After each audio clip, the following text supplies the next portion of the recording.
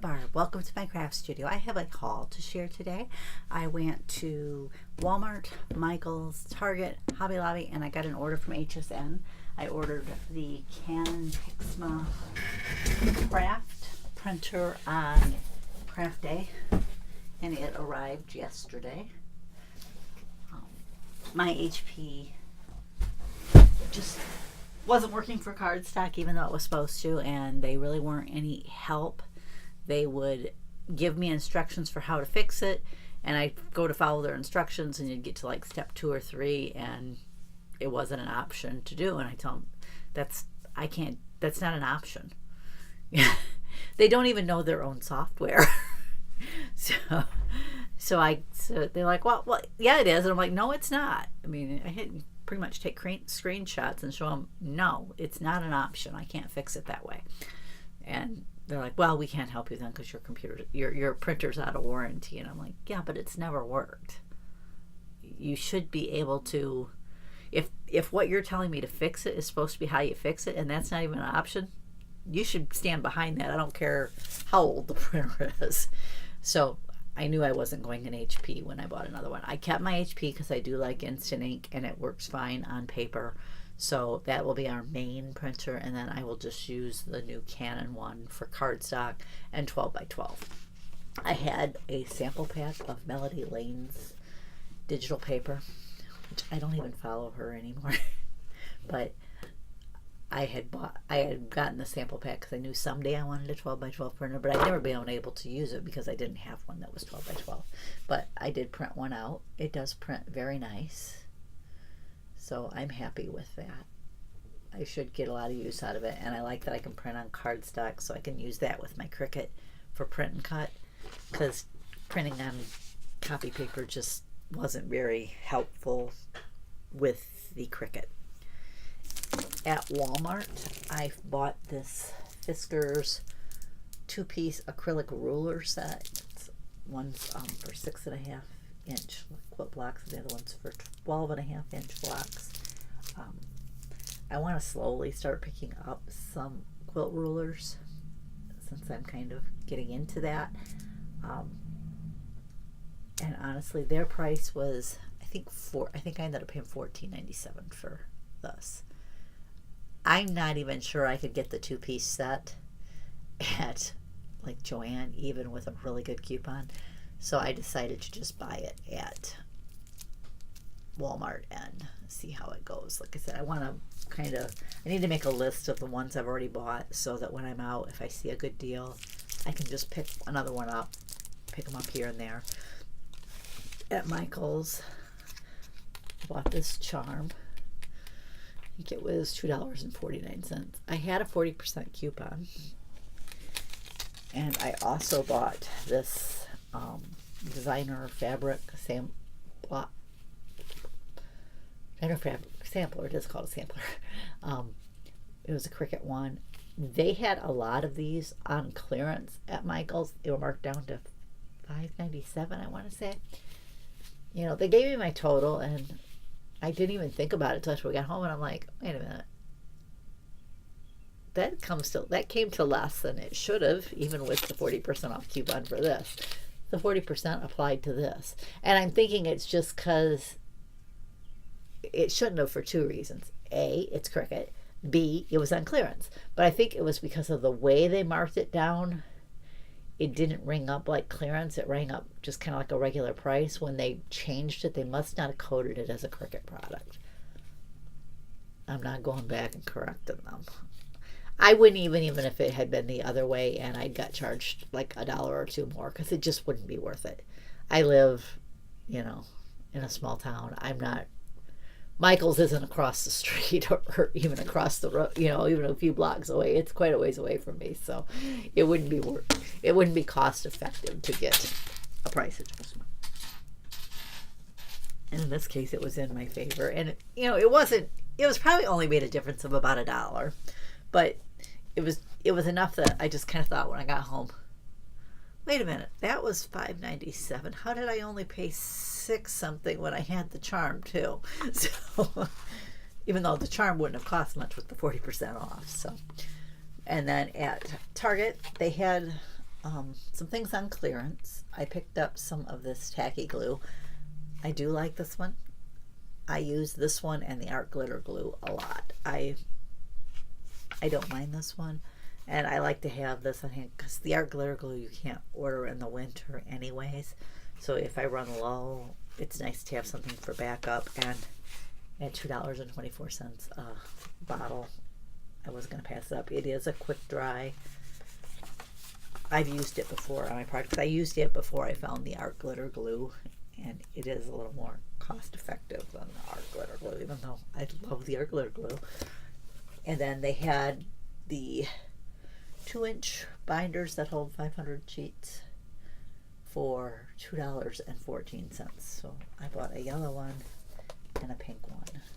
It's possible that if I go back next week and they still have some of these left, I might buy more. I use a lot of binders. Especially now I've been putting a lot of my sewing directions or quilt block patterns in here, and then I've been trying to put those into Design Space for the Cricut so I can just cut them out of my Cricut. And I didn't really need this yet, but they had this marked down to $2.06. It's the 8.5 by 14. It's the legal size. And I have a pattern that I created for my planner for, we'll open up to one that's for my social media planner. Here's what's weird is I had to put them on, to get them on one page, I had to put them down on my HP printer and shrink it. And then I just have to enlarge it to a different percentage so that it'll fit on the legal size. But this way, since I can get it on one page, it only counts as one copy. So instead of two. So that's kind of why I did that. And I just made a note when I did it, saved my original and said, print off at whatever percentage it was. I don't even remember, which is why I wrote it down because I knew I wouldn't remember. And then at Hobby Lobby, I used a 40% off to buy this 1-inch stamp and punch store and go. I want to see which of my punches will fit in this because I'm wanting to switch my punch storage. I did see, was it Donna Powered by Creativity, used her Alex drawers, and I don't really have one empty right now. I'd have to empty one and see if that would work. But otherwise, I'm going to go with this. And I may just end up with this and put it in a cube. We'll see. But I will probably need more than one, and I will probably need some. She also has a 1.5 inch, and that measurement is this way. This is 1 inch. And she has a 2-inch one. But those ones I would have to order from her website because the only one that they carry in craft stores is this 1-inch one, which is carried at Hobby Lobby. And then I found a few ribbons or trims on clearance. I found this one for 49 cents. I thought it was pretty. I found this one for 99 cents. It's kind of blingy. I'm not sure how well you'll be able to see this one. I wonder if I could. This one was 99 cents as well. I was going to try to. I think if I do this, you might be able to see it better. Yeah, see, it's kind of got like a flower. It was purple and it had those flowers, and I'm not even sure what I'll use it for, but it was purple. Purple's my favorite color. And I really like the color of my room here, this kind of turquoise blue. And then I bought these bead ones for 49 cents, this bead trim. I wasn't sure what I was going to use this one for, and I usually try to have something in mind when I buy things anymore, but for 49 cents, I'm afraid. I passed it up once. When I went back and they still had it, I'm like, if I pass it up again, it's when I get home, I'm going to think of what I could have used that for, and when I go back, it won't be left. So I just went ahead and picked it up. I figured it was only 49 cents, so I wasn't going to worry about it. I found this little strand of beads for 74 cents. This one and the little charm that I bought at Michael's. I'm doing a St. Patrick's Day pocket letter, and I'm going to use them on that somehow.